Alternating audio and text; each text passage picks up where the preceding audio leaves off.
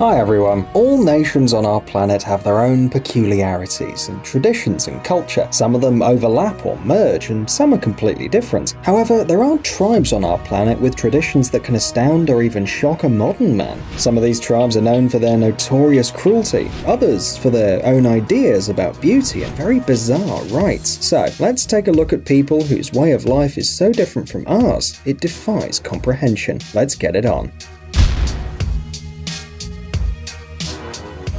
The Sama Bajau.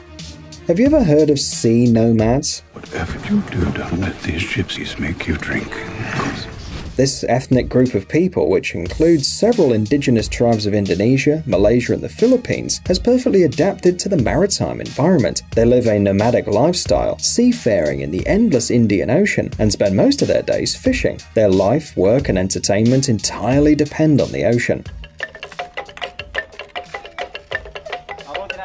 The Sama Bajau are quite philosophical about life too. They settle for less, but at the same time they're perfectly happy. They don't even keep track of their age because it just doesn't matter. They live for the moment. They don't have a concept of time or dates. These people live dawn to dusk, having no clue what electricity is. Can you imagine this lifestyle in the 21st century? The Sama Bajau rarely set foot on land too, only when they need to get fresh water and firewood and sell their catch, build the boats and bury their dead. Sea nomads spend most of their lives on the water and in their stilt houses a few kilometers away from the islands. It's worth noting that the devastating tsunami of 2004 did not harm the Sama Bajau at all. The huge mass of water that brought so much destruction to the coast is harmless in the deep ocean. The waves just passed right through the stilt houses of the sea nomads, leaving them undamaged. But the most amazing thing about the Sama Bajau is their ability to hold their breath underwater for 5 minutes or more. Most people can't do that without suffering permanent or even fatal damage.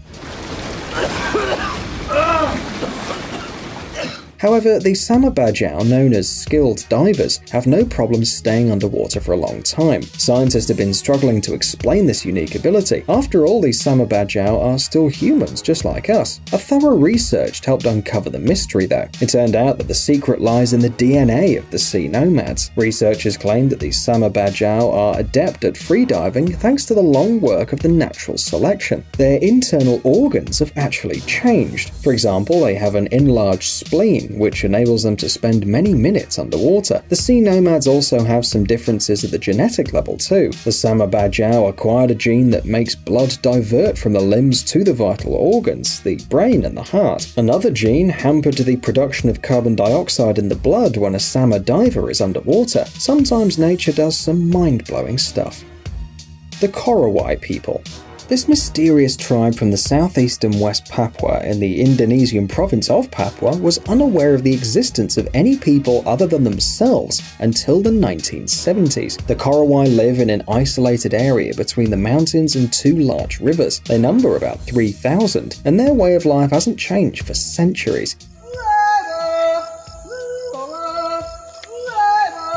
They have no clue what iron is. They have little to no hardware. They use primitive stone and bone tools for work, and bows and spears for hunting. The Korowai live in small tree houses 20 to 50 meters above the ground. Their houses are made of woven sago palm leaves and bark. The Korowai have large households though, but no tribal heads, military leaders or sorcerers. By the way, the fear of sorcery is what makes the Korowai build their houses so high up. After all, everyone knows that sorcerers and all sorts of evil spirits can't climb trees. As dusk falls, all members of the family climb the flexible vine stairs to reach their houses in the crowns of the giant trees. They hide their pets and food on top as well, out of the sorcerer's reach. Well, predators are a huge concern too. The staple food in the Korowai diet is sago, but a modern man from a big city will hardly find that delicious. The Korowai use everything for cooking: leaves, fruits and wood. For example, they make flour with the stone tools they have, and then add it to the dishes made of larvae, fish, roots and fruits. or to the meat of wild goats and boars. The eggs of beetles, which can sometimes be found in the rotten leaves, are considered a delicacy. They're roasted and served as a main dish for a festive meal. Would you dare try it? With this diet, it's not surprising that the life expectancy of the Korowai is pretty low. On average, the median adult ages are 30 for men and slightly more for women. The Korowai face many dangers like poisonous insects, wounds and scratches that take too long to heal in a humid climate, and accidents during hunting. And don't forget the diseases brought by the missionaries from the big world. The Korowai can die even from a common flu. Still, the Korowai live on and continue to amaze the researchers with their traditions. The Asaro tribe. Among the thousands of tribes in Papua New Guinea, the so-called Mudmen are one of the most recognized ones. It's not hard to identify the Asaro people. Their bodies are covered with clay patterns, and they wear huge, ghoulish clay masks. Legends say that the Asaro were defeated by an enemy tribe and forced to flee into the Asaro River. They waited until dusk before attempting to escape. When the enemy saw them rise from the muddy banks covered in mud, they thought they were spirits and fled in fear. The defeated tribe could then return to their village. The Asaro decided to use the look to scare their enemies. However, they were unable to cover their faces with the mud, which they believed was poisonous, so they made special masks to disguise as spirits. The masks were pretty scary and weird looking, which fully agreed with the Papuan idea of how the spirits looked. Today, the capital of the Asaro tribe is a small town of Goroka, where the Goroka Show Festival featuring the Mudmen has been held each year since the 1950s. Now the masks are used only for cultural events, and Mudmen are rarely found outside the eastern highlands of Papua New Guinea. The Nenets people. The far north is not exactly the most welcoming place. Think about it. Winter throws wind and snow and frost at you. Summer brings mosquitoes and swamps. Shut up.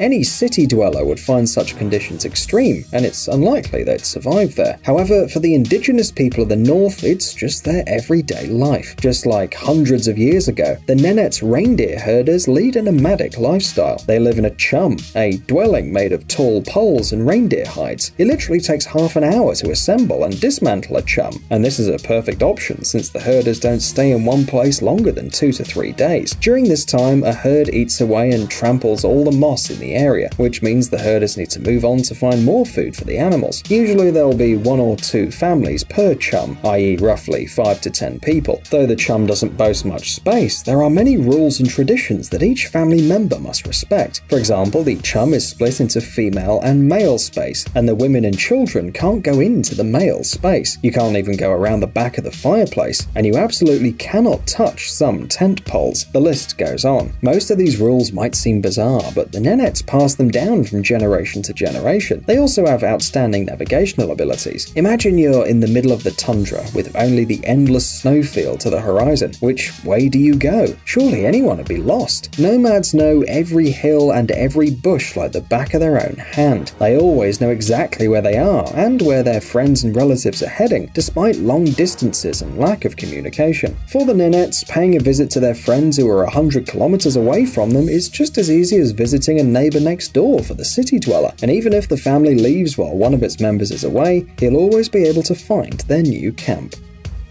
The Dogon. The highlands of Bandiagara are known for their unique cliff landscape and amazing Dogon people.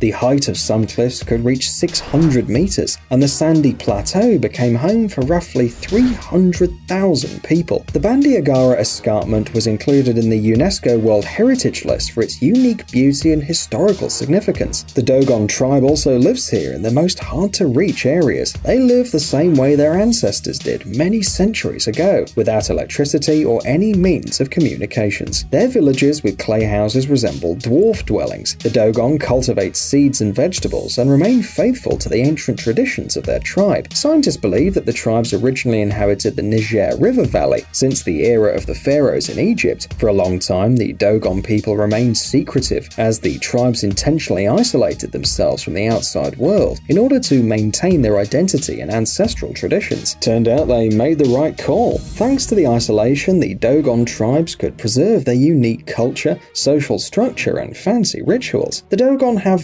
vast mythology, which features stories about the creator god named Amma, about their half-human, half-snake ancestral water deities Nomo, and many more. They even have sophisticated cosmology beliefs about a multi-layered universe and some astronomical lore, all that despite centuries of complete isolation. Some scientists even claim that the Dogon know much more about the universe than we do, and that they descended from aliens, though these theories have not yet been proven. Hey, stop being lazy, it's time to use that brain of yours. Welcome to Brain Time. Incredible facts from the past, the present, and even the future. The power of nature and wild animals, amazing facts and unsolved mysteries. You'll find all this and much more here. Subscribe now, you won't regret it.